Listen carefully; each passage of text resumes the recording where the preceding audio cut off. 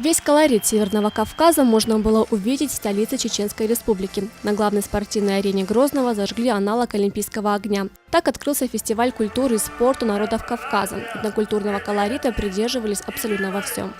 Сегодня нас всех вместе собрал замечательный праздник спорта, культуры, мира и добрососедства.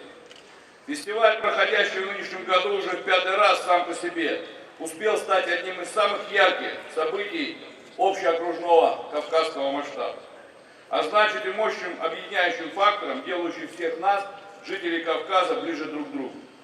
В спортивно-культурном фестивале участвовали 7 команд со всего Северокавказского федерального округа, в их числе и сборная Северной Осетии. Спортсмены, более 700 человек, выступили в 10 видах спорта, включая национальные: борьба на поясах, стрельба из лука, поднятие тяжести и перетягивание канатом.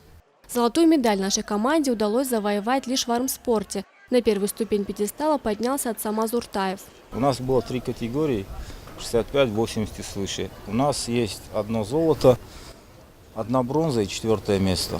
Ну, у нас такой цели не ставилось, чтобы мы выиграли всех. Особо мы не бились. У нас есть другие серьезные старты, как чемпионат мира.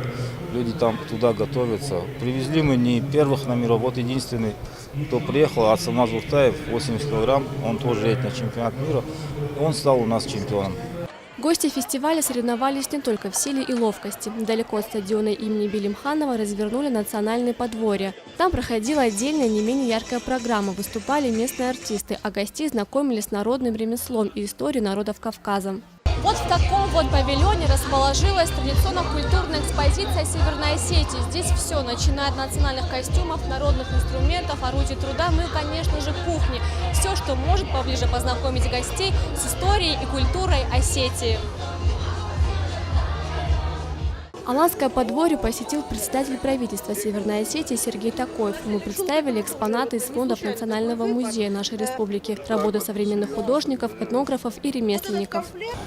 5 лет назад была инициатива пресса и Александра Геннадьевича Клопоина, и сделали этот фестиваль. И сегодня он уже традиционный, сегодня в 5-й раз проводится. И абсолютно необходим, я считаю, такой фестиваль, когда культуры, традиции кавказских народов, все жители Кавказа, Ставропольского края, они и исторические корни, и национальные кухни, и спортивные мероприятия, они дают вот такой праздник, сегодня замечательно организован.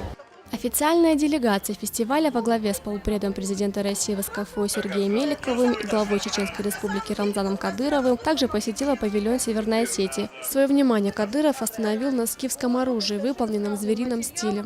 Все мотивы в своем творчестве он черпает именно оттуда. Поэтому мы можем увидеть, а вот тут, это так называемый скифский звериный стиль, очень знаменитый скифский звериный стиль. Естественно, конечно, он распространен был от Урала до Каспийского побережья, поэтому для нас не чуждо. По итогам соревнований первое место в общекомандном зачете заняла Чеченская Республика, второе – Республика Дагестан, бронза у сборной Кабардино-Балкарии. Это значит, что в следующем году Чечня вновь станет хозяйкой фестиваля. Тома Валева, Георгий Кукоев, Осетия ТВ.